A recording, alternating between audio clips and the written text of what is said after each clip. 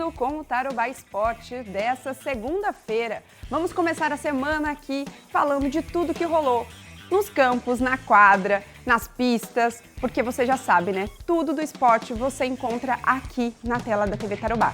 Você que chegou agora e ainda não me conhece, eu sou a Samantha Torres e o mestre Luciano Neves tirou alguns dias de quase descanso, porque quem gosta do esporte nunca descansa, certo? Então, ele vai ter algumas participações aqui com a gente, mas para começar o programa de hoje, eu tenho uma participação muito especial, um comentarista de peso, um ícone do jornalismo esportivo. Moraes, seja muito bem-vindo nesse novo formato aqui do Tarobá Esporte, você que vai me ajudar a falar os resultados do Brasileirão. Vamos dar uma olhada aí no que aconteceu? Perfeito. Muito obrigado, Samantha. Uma satisfação, uma alegria, um prazer. É uma tradição da Tarobá também no esporte e eu tive a imensa gratidão de também fazer essa área, cobrir essa área aqui na TV Tarobá. Então é praticamente um retorno. Um fim de semana de clássico, certo? Com certeza. Então confira agora os jogos que rolaram no sábado. O Botafogo já liderou o Campeonato Brasileiro, mas deu bobeira e foi ultrapassado pelo rival Flamengo. Nada melhor do que um dia após o outro, né? Na 21ª rodada, ocorreu o contrário. O rubro-negro, que estava na liderança, tropeçou e o Fogão reassumiu a primeira posição. No sábado, o Botafogo visitou o Lanterninha, Atlético Goianiense, e não teve pena do último colocado. Goleada de 4-1. O grande nome da goleada foi Luiz Henrique. Ele fez uma grande jogada pela direita e cruzou para a área. Igor Jesus tentou de cabeça. O goleiro defendeu e Carlos Alberto abriu o marcador. 1-0 Fogão. O Dragão teve um pênalti marcado pelo VAR. O costarriquenho Campbell bateu bem e empatou o jogo. Na etapa final, o cuiabano acertou a trave. Igor Jesus pegou a sobra e fez o segundo do Botafogo. Luiz Henrique foi o nome do Fogão. Ele sofreu esse pênalti. O paraguaio Romero bateu bem e marcou o terceiro dos cariocas. Faltava o dele. Luiz Henrique tentou recuperar a bola e foi derrubado na área. Novo pênalti do Botafogo. Ele mesmo bateu e fechou a conta. 4-1 placar final. O time carioca reassumiu a primeira colocação com 43 pontos. Com a goleada, passou o Flamengo e é dono do melhor ataque da competição, com 35 gols. E o Atlético Goianiense segue na lanterninha com apenas 12 pontos. O rubro-negro, que era líder, tropeçou na rodada. E o ataque, que era o melhor do campeonato, passou em branco. O Flamengo foi derrotado pelo São Paulo por 1-0 no Morumbi. Caleri fez de cabeça e garantiu a vitória do tricolor. Com a derrota, o Flamengo caiu para segundo lugar com 40 pontos e o São Paulo fecha o G6 com 35 pontos. Vamos aos outros jogos de sábado. Teve confronto direto entre Vitória e Cuiabá no Barradão. Melhor para o time baiano, que venceu por 1-0. O zagueiro Wagner Leonardo marcou o gol da vitória no segundo tempo. O Vitória segue com 100% de aproveitamento no segundo turno e subiu para o 15º lugar com 21 pontos. E o Cuiabá é vice-lanterna com 17 pontos. Outro time que estava na parte de baixo da tabela e que venceu foi o Criciúma. Fez 2-1 no Atlético Mineiro. O Tigre teve um gol anulado no primeiro tempo, mas na etapa final, tentativa de cabeça, Igor Meritão pegou a sobra e marcou 1-0. O Criciúma ampliou. O Galo descontou com Cadu de cabeça, já nos acréscimos, 2-1. O Criciúma é o 12º colocado com 24 pontos e o Atlético é o novo com 28. Vasco e Bragantino foram protagonistas do único empate de sábado. E o empate com muitos gols, 2-2. Gustavinho rolou para trás e John abriu o marcador no São Januário. O Vasco teve um gol anulado pelo VAR na primeira etapa. O empate só veio no segundo tempo com GB de cabeça, 1-1. Verratti fez o pivô e Adson concluiu no cantinho. Virada do Vasco, 2-1. Mas depois do cruzamento da esquerda, Elinho completou de cabeça, 2-2 placar final. O resultado deixou o Bragantino no 10º lugar, com 26 pontos, e o Vasco está logo atrás, em 11º, com 24 pontos. Moraes, primeiro dia aí do Brasileirão movimentado, né? Movimentado. E agora tem um detalhe interessante, né? Esse Campeonato Brasileiro está sendo muito disputado. Tivemos o ano passado também muito disputado. Tivemos o Botafogo como protagonista no primeiro turno do campeonato, mas não fazendo uma campanha como está fazendo agora em termos de performance de campo. Então o Botafogo está jogando futebol melhor esse ano do que jogou o ano passado. Agora, tem um detalhe interessante. O Botafogo está em primeiro lugar, vem o Flamengo ali em segundo lugar, até porque tropeçou o Flamengo. Agora, o tropeço do Flamengo não reflete que, na verdade, é o Flamengo dentro da competição. O Flamengo, eu entendo como sendo a equipe, a primeira favorita para conquistar o título brasileiro, só se tropeçar demais, né, e oscilar demais para o Flamengo não alcançar e não passar, inclusive, o próprio Botafogo, em função dessa questão do elenco que tem, da qualidade do elenco que tem. Então, eu acho que é Flamengo, Botafogo e o Palmeiras está um pouquinho mais atrás. O Palmeiras está devendo em termos de condição técnica, está devendo bastante o time do Palmeiras. Não é nem uma questão tática do Abel Ferreira. A gente, inclusive, tem imagens, porque são os jogos de domingo, certo?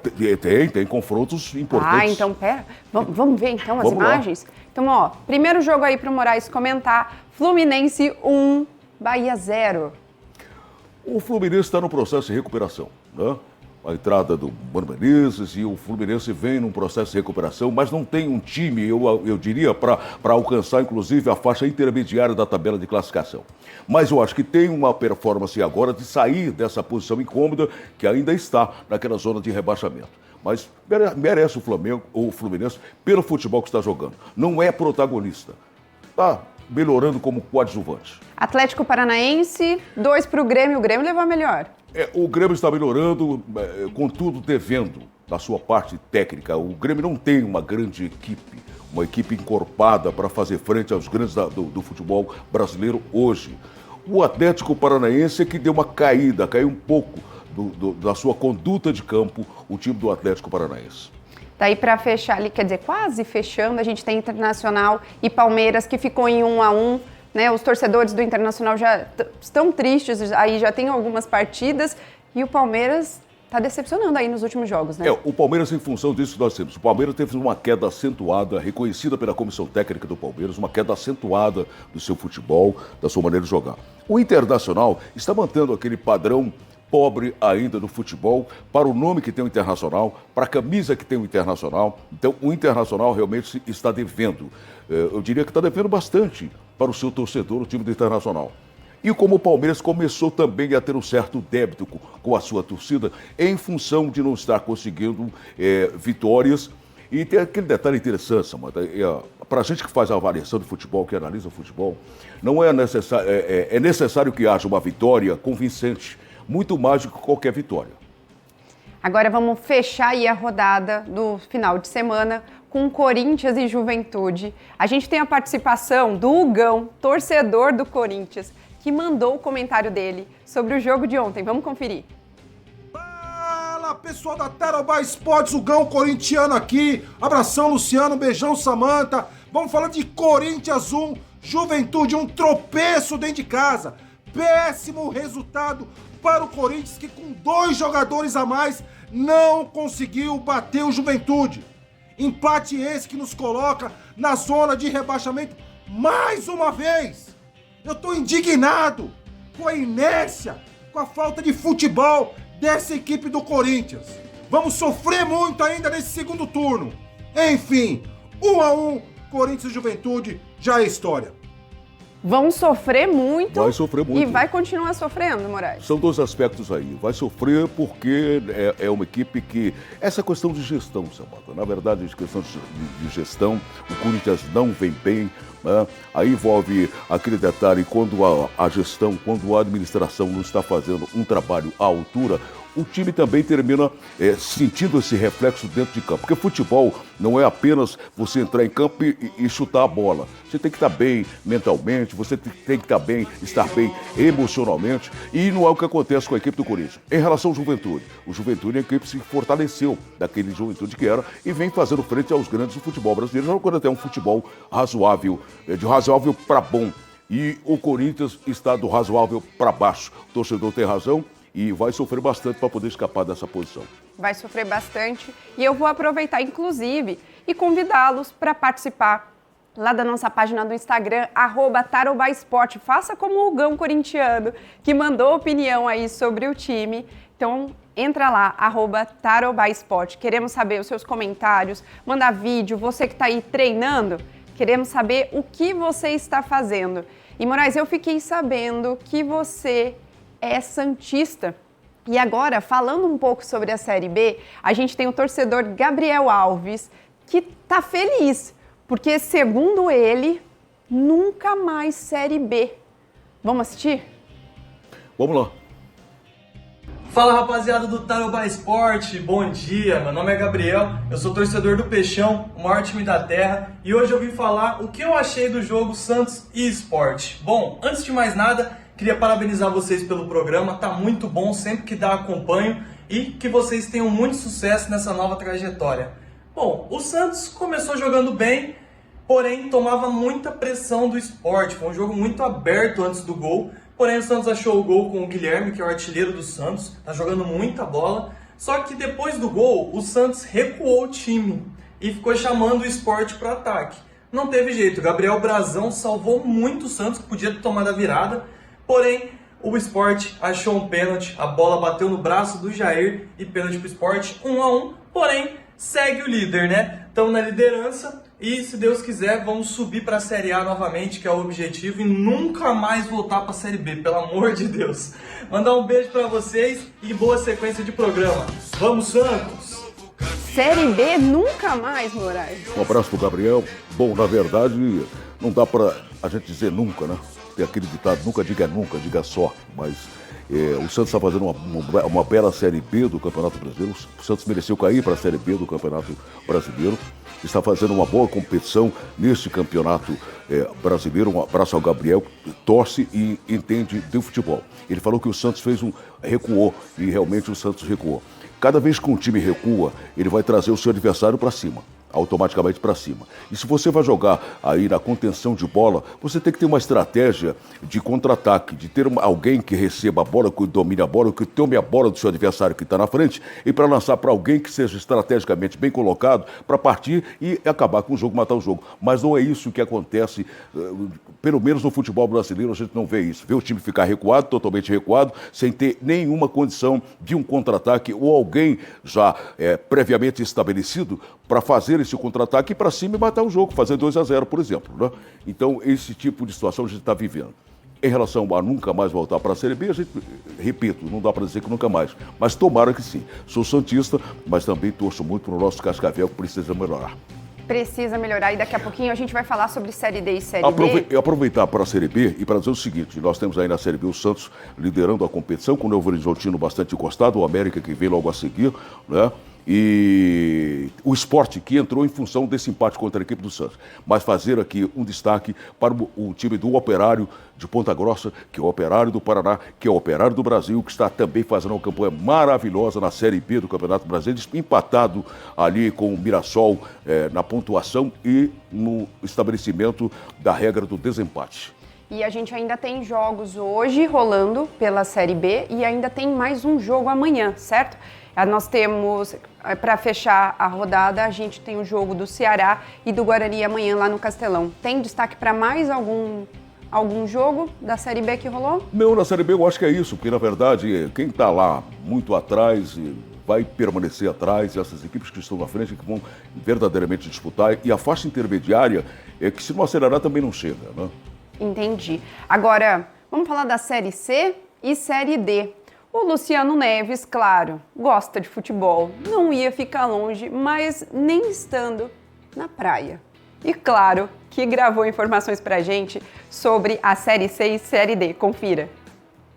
Para trazer destaques das séries C e D do Campeonato Brasileiro para os times paranaenses. Aliás, eu já começo falando da Série D porque os dois times do Paraná que disputaram então a segunda fase avançaram para as oitavas de final da Série D do Campeonato Brasileiro. Para Maringá e para Cianorte, restam apenas 4 partidas para o tão desejado acesso à Série D. Os dois times jogaram ontem e tinham vantagens, jogaram como mandantes e conseguiram avançar para a próxima fase. O Maringá recebeu o Novo Hamburgo, já havia vencido o jogo de ida por 4-2. Ontem derrotou o time gaúcho por 1-0 com gol de pênalti do Júlio Rodrigues. O Maringá então está garantido para a próxima fase. O adversário então agora vai ser um time tradicional, a Portuguesa Carioca. O Maringá que tem aí o privilégio de fazer o jogo de volta como mandante por conta da belíssima campanha que vem fazendo na Série D do Campeonato Brasileiro. Aliás, essa é a primeira vez que o Maringá chega nas oitavas de final da Série D. É o atual vice-campeão paranaense e é forte candidato para conseguir o acesso à Série C do Campeonato Brasileiro. Vale lembrar que os 4 semifinalistas é que conseguem subir então para a Série C nacional. O Cianorte fez o jogo de volta ontem contra o Costa Rica do Mato Grosso do Sul, havia vencido o jogo de ida por 3-1.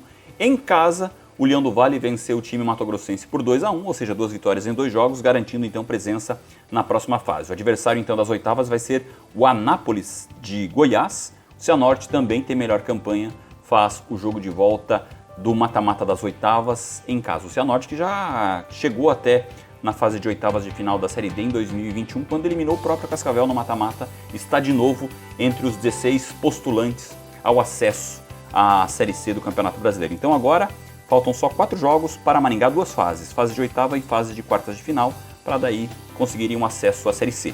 Falando em Série C, o Londrina também jogou nesse fim de semana um jogo válido pela 16ª rodada e o Tubarão não saiu do 0-0 com o Floresta, esse jogo que ocorreu então ontem lá no Estádio do Café. O Londrina segue no 6º lugar na tabela com 25 pontos. Na próxima rodada, o Tubarão joga fora de casa, vai enfrentar o Figueirense no próximo domingo, lá em Santa Catarina. Então, Samanta, destaques das séries C e D aqui no Tarobá Esporte. Obrigado, Luciano. Daqui a pouquinho tem mais Luciano, porque eu falei, né? Ele tá de férias. Se você percebeu, ele nem desmanchou as malas, porque dentro dessa mala tem toda a informação do esporte que a gente precisa aqui pro Tarobá Esporte. Então ele já deixou ali certinho e daqui a pouco ele volta. Brody, vamos lá. Série C, Série D. Também os torcedores ali estão atentos aos resultados, estão na expectativa. Bom, a Série D é o seguinte, a Série D é uma competição muito difícil. Eu diria que é mais difícil do que as demais divisões do futebol brasileiro. É difícil em função do número de equipes, né? É difícil em função da qualidade dos campos em que os jogos são feitos. Né? É difícil pela qualidade técnica também dos jogadores que integram essa divisão. Então existe uma grande dificuldade. Eu costumo dizer que é uma qualidade ruim e você precisa ser um pouco melhor. Não precisa ser excepcional, fantástico, um pouco melhor para conseguir ter sucesso nessa Série D. É o que a gente tem torcido pelo caso específico do Cascavel, né? E que o Cascavel não tem conseguido ser um pouco melhor do que os ruins. Tem sido tão ruins ou um pouco pior do que eles que não estão bem. Né? Isso em relação à série D do Campeonato Brasileiro. E como a gente tem pedido para os torcedores mandar a participação, a gente também recebeu um comentário da Viviane Alexandrino, que é lá de Londrina, torcedora do Leque, sofre e sofre muito, e mandou a participação dela. Oi, pessoal do Tarobá Esporte, tudo bem? Eu sou a Viviane, torcedora do Londrina, e depois do empate do Londrina com o Floresta, a sensação que a gente fica é mais ou menos aquela da mãe da gente, que falava que na volta comprava o que a gente pedia, né? O Londrina teve uma rodada aí em que os seus adversários não foram bem e ele dependia só dele para conseguir a classificação. Mas tudo bem, a gente espera aí as próximas rodadas. Um beijo, fiquem bem e vai para cima, Tubarão. Vai para cima, Tubarão. O torcedor tá sempre ali, acreditando, mas tá complicado também, né? Um abraço para a Viviane, entende de futebol, conhece das regras e conhece desse batente chamado bola. O Londrina, dá para a gente fazer uma ponte aqui, uma convergência nesse pensamento em relação ao que dissemos há pouco, em relação ao Operário de Ponta Grossa. O Operário tem sido protagonista dentro da Série B, está sendo protagonista dentro da Série B do Campeonato Brasileiro. O time do Londrina não está conseguindo ser protagonista dessa Série C em que o Londrina está.